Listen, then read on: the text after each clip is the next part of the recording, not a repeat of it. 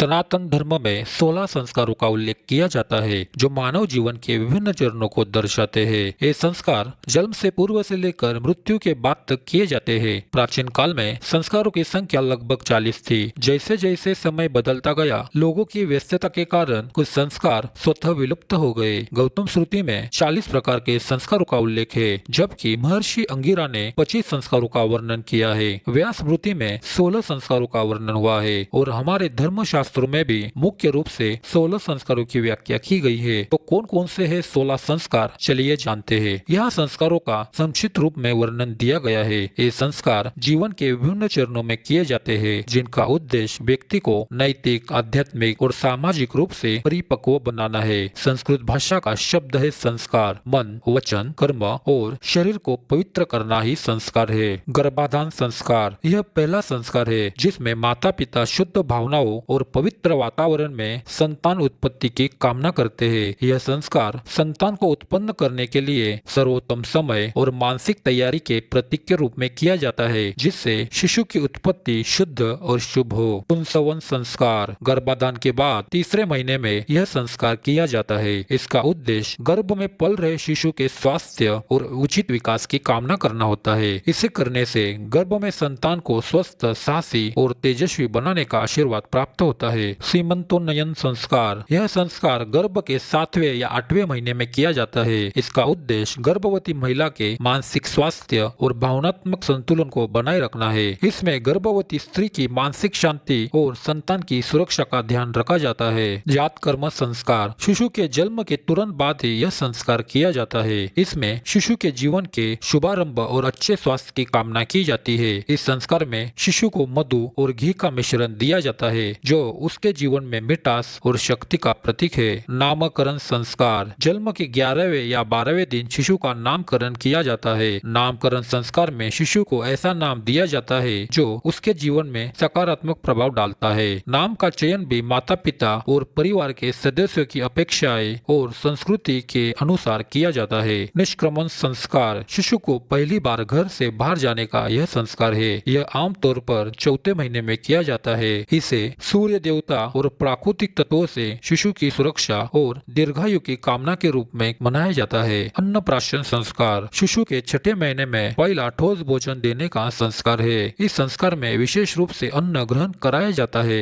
और यह संस्कार शिशु के स्वास्थ्य और विकास की कामना के लिए किया जाता है। इसमें माता पिता शिशु को अच्छे भोजन और पोषण की आदतों का आशीर्वाद देते हैं। चूड़ाकर्म संस्कार यह संस्कार बालक के पहले या तीसरे वर्ष में किया जाता है, जिसमें उसका मुंडन किया जाता है। इसका उद्देश्य बालक के पुराने संस्कारों को समाप्त करना और उसे नए विचारों और गुणों से परिपूर्ण करना है। इससे बालों का त्याग और शुद्धिकरण का प्रतीक माना जाता है। कर्णवेद संस्कार शिशु के कान छिदवाने का यह संस्कार है, जो आमतौर पर बालक के तीसरे या 5वें वर्ष में किया जाता है। आयुर्वेद में इसे स्वास्थ्य के लिए लाभकारी माना गया है और इसे शरीर में ऊर्जा प्रवाह को संतुलित करने वाला माना गया है। विद्यारंभ संस्कार यह संस्कार शिक्षा की शुरुआत का प्रतीक है, जिसमें बालक को पहली बार लिखने और पढ़ने का प्रशिक्षण दिया जाता है। इसे अक्षर लेखन संस्कार भी कहते हैं और इसमें सरस्वती देवी से ज्ञान की कामना की जाती है। उपनयन संस्कार यह महत्वपूर्ण संस्कार है, जिसमें यज्ञोपवीत धारण किया जाता है और बालक ब्रह्मचर्य का पालन करता है। इसे जनेऊ धारण करने का संस्कार भी कहते हैं, जो एक उच्च और अनुशासित जीवन की शुरुआत मानी जाती है। इसे द्विजत्व दूसरी बार जन्म का प्रतीक माना जाता है, विशेषकर धार्मिक शिक्षा के लिए। वेदारंभ संस्कार वेदों और अन्य धार्मिक ग्रंथों के अध्ययन की शुरुआत के लिए यह संस्कार किया जाता है। वेदारंभ संस्कार में बालक गुरुकुल आदि में जाकर वेदों उपनिषद की पढ़ाई करते हैं। वक्त बदलने के साथ बच्चे गुरुकुल में न जाकर शिक्षा के लिए स्कूल में जाकर पढ़ाई करते हैं। 8 वर्ष की उम्र में यज्ञोपवीत संस्कार संपन्न हो जाता है। केशांत संस्कार यह संस्कार किशोरावस्था में किया जाता है।